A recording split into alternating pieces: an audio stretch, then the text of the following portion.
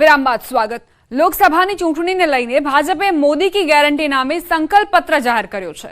ત્યારે આ ચૂંટણી વાયદાઓને લઈને અમદાવાદની જનતાનું શું કહેવું છે તે જાણવાનો અમારી ટીમે પ્રયાસ કર્યો। અમદાવાદની જનતા શું માની રહી છે આવો જાણીએ। લોકસભાની ચૂંટણીને લઈને પ્રસાર પ્રચાર હાલ જોરશોરથી ચાલી રહ્યો છે। ભારતીય જનતા પાર્ટી દ્વારા આજે મોદીની ગેરંટી નામે સંકલ્પ પત્ર જાહેર કરવામાં આવ્યો છે। ત્યારે અમદાવાદની પ્રજા આ મામલે શું માને છે તેઓ જાણવાનો પ્રયાસ કરીશું। જી, આજે સંકલ્પ પત્ર મોદી સાહેબે જાહેર કર્યો છે। તેમાં ઉલ્લેખ છે કે 27 લાખ કરોડથી વધુના ખર્ચે નવી રોજગારીનું સર્જન થશે। તે મામલે આપ શું માનો છો? હા, એ મોદી છે તો જ મુમકિન છે। મોદી વગર કશું નથી। આ વિકાસ તમે જોઈ રહ્યા છો, મોદીના લીધે જ થાય છે। નવું શૌચાલય ઘર ઘર શૌચાલય બનાવી આપ્યા છે, પછી ઘર ઘર ગેસના કનેક્શનો કરી આપ્યા છે। મોદી છે તો જ બધું છે। આ ભ્રષ્ટાચાર તમે જોઈ શકો છો, ભ્રષ્ટાચાર કેટલો ઓછો થયો છે। ખાસ તો મોદી સરકારમાં યુવાનોને એક જોબ માટેની તકોમાં પણ ઘણો ફાયદો થતો હોય છે અને ભ્રષ્ટાચાર મુક્ત પણ ભારત બનતું જાય છે, પણ ખાસ દેખાતું જાય છે। જોવા જઈએ તો બધી રીતે યોગ્ય છે, પણ તમે પેપર લીક વાળું જે કીધું એમાં એમ કહે છે કે આપણે અત્યારે કાયદો બનાવશું। તો એવું શું કારણ કે અત્યારે જ કાયદો બનાવશું? એમ ચૂંટણી આવે છે એટલે કાયદો બનાવશું? એની પહેલાં કેમ કાયદો નહોતો બનાવી શકતા?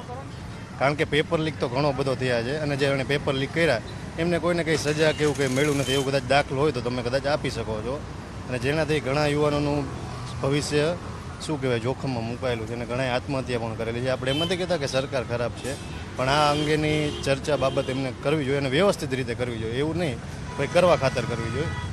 મોદી સરકારે ભ્રષ્ટાચાર ટોટલ નાબૂદ કરી નાખ્યો છે અને ઇન્ડિયાની અંદર કોઈ જ જગ્યાએ ભ્રષ્ટાચાર થવા દેતા નથી। ખરેખર આ સરકાર ધન્ય અને પાત્ર છે। મોદીની ગેરંટી સંકલ્પ પત્રમાં અન્ય પણ એક ઉલ્લેખ છે કે ગરીબોને 80 કરોડ જે રાશન આપવામાં આવે છે તે પણ યથાવત રહેશે, જેને આપ કઈ રીતના જોઈ રહ્યા છો? બહુ સારું કામ કરી રહી છે ભાજપ સરકાર અને ગરીબો માટે બહુ સારી સરકાર છે અને ભવિષ્ય સારું જ રહેશે એવો અમારું ગણતરી છે।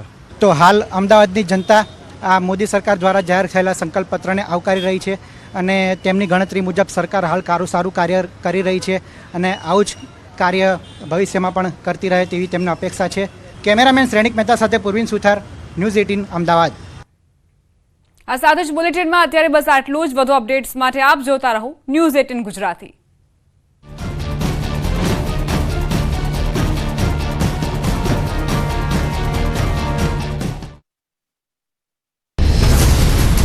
ચંદનજી અત્યારે મારા મુદ્દાઓને લઈને જાય ભાજપ માટે કયો મુદ્દો છે?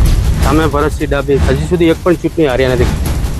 સદારામ બાબાનો સેવક તો આવું કેમ બોલવું પડે?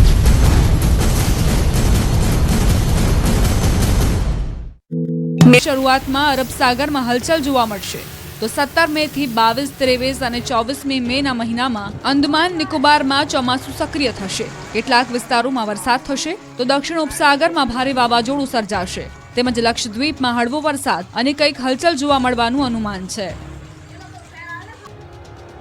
ચૈત્રી નવરાત્રી દરમિયાન એક તરફ પાવાગઢ પર યાત્રિકોનો ધસારો તો બીજી તરફ ભર ઉનાળે વાતાવરણમાં આવેલો પલટો। કાળઝાળ ગરમીની ઋતુ વચ્ચે વહેલી સવારે પાવાગઢ ડુંગર પર ધુમ્મસનો માહોલ છવાયો। 5મા નોરતે વહેલી સવારે ડુંગર પર ધુમ્મસવાળું વાતાવરણ જોવા મળતા આ નયનરમ્ય નજારાને ભક્તોએ પોતાના કેમેરામાં કેદ કર્યો હતો। ઉલ્લેખનીય છે કે એક તરફ ચૈત્રી નવરાત્રી ચાલી રહી છે અને આજે 5મું નોરતું છે, ત્યારે દરરોજ હજારોની સંખ્યામાં દર્શનાર્થીઓ મહાકાળી માતાના દર્શને ઉમટી પડતા હોય છે। બીજી તરફ ઉનાળો જામ્યો ત્યારે વહેલી સવારે ડુંગર આસપાસ ધુમ્મસ ભર્યો નજારો સર્જાતા માઈ ભક્તોએ આ ખુશનુમા વાતાવરણમાં જગત જનનીના દર્શન કર્યા હતા। કચ્છની જીવાદોરી સમાન નર્મદા કેનાલમાં વધુ એક વખત ગાબડું પડતા ખેડૂતોના ખેતરોમાં ભર ઉનાળે જળબંબાકારની સ્થિતિ સર્જાઈ। જિલ્લાના અલગ અલગ વિસ્તારમાંથી પસાર થતી નર્મદા બ્રાન્ચ કેનાલ અને પેટા કેનાલમાં અવારનવાર ગાબડું પડવાની ઘટના સમયાંતરે બનતી રહે છે, જેને લઈ કેનાલ નિર્માણમાં વ્યાપક ગેરરીતિ થઈ હોવાના આક્ષેપો પણ ઉઠતા રહે છે। આ દરમિયાન માંડવી તાલુકાના નાની ખાખર અને મોટી ખાખર ગામ વચ્ચેના વિસ્તારમાંથી પસાર થતી નર્મદા કેનાલમાં મસમોટું ગાબડું પડ્યું। કેનાલમાં ગાબડું પડ્યા બાદના આ દ્રશ્યો ખેડૂતો માટે ઊંઘ ઉડાડનારા છે। દ્રશ્યમાં જોઈ શકાય છે કે નર્મદાના ધસમસતા પાણી નહેરમાં વહી રહ્યા છે અને એક સાઈડમાં મસમોટું ગાબડું પડતા પાણી એ તરફ વળી ગયું. પાણીનો પ્રવાહ ગાવડા તરફ વળતા કેનાલમાં જાણે કે નાળું બનાવ્યું હોય એવા દ્રશ્યો સર્જાયા. કેનાલની દિવાલ તોડીને ધસમસતા પાણી ખેડૂતોના ખેતરોમાં ફરી વળ્યા. પાણીનો પ્રવાહ ખેતરો તરફ વળતા ખેડૂતોને મોટા પાયે નુકસાન સહન કરવાનો વારો આવ્યો. એક તરફ ભર ઉનાળે પાણીની તંગી છે તો બીજી તરફ નર્મદા કેનાલમાં ગાબડા પડતા પાણી વેડફાઈ રહ્યું છે. તંત્રની બેદરકારીને કારણે પુષ્કળ પ્રમાણમાં પાણીનો વ્યય થયો અને આ પાણીએ ખેડૂતોના ખેતરમાં પાયમાલી નોંધરી એ અલગ.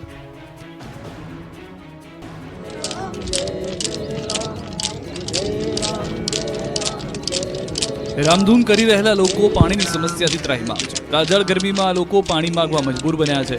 મેશ્વો ડેમમાંથી નદીમાં પાણી છોડવામાં આવે તેવી માંગ કાંઠા વિસ્તારના લોકો કરી રહ્યા છે. હજુ તો ઉનાળાનો માંડ પ્રારંભ થયો છે. ગરમીનો પારો ધીમે ધીમે 40 ડિગ્રીને પાર થવા માંડ્યો છે. તેવામાં શામળાજી મેશ્વો ડેમ નદી કાંઠાના ગામોમાં પાણીનો પોકાર ઉઠ્યો. મેશ્વો ડેમ નદી કાંઠાના શામળાજી, શામળપુર, ખારી, મેરવાડા, સુનોક સહિતના 15થી વધુ ગામોમાં ઉનાળાની શરૂઆતમાં જ કુવા બોરના જળસ્તર ઊંડા જતા રહેતા પાણીની તંગી સર્જાય છે. આ વિસ્તારના ગામોમાં હાલ પશુઓ માટે પીવાના પાણીની તેમજ વાપરવા માટેની પાણીની સમસ્યા ઊભી થઈ છે, જેથી લોકો પરેશાન બન્યા છે અને પાણી છોડવાની માંગ સાથે નદીમાં બેસી રામધૂન કરવા મજબૂર બન્યા.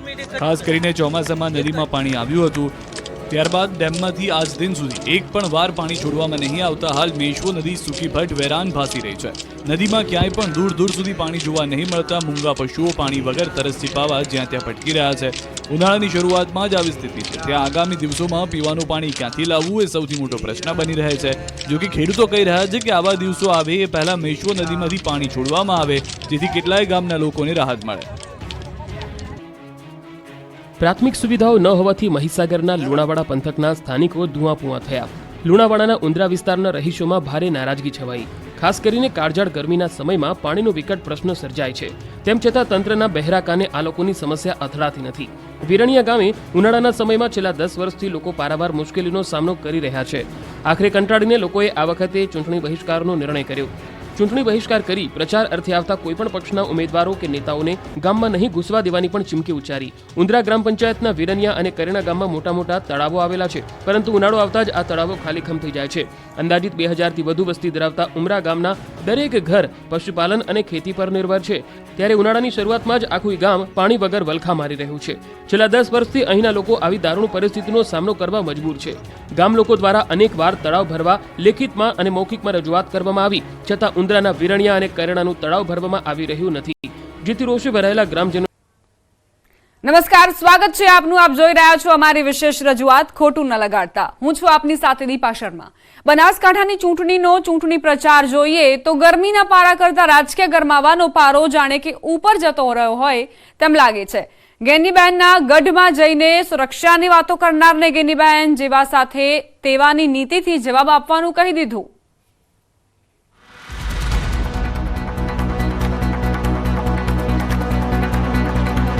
ગેની બહેનના ગઢમાં ગર્જના.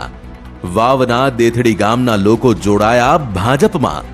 એક તરફ ગેની બહેન અને બીજી તરફ રેખા બહેન.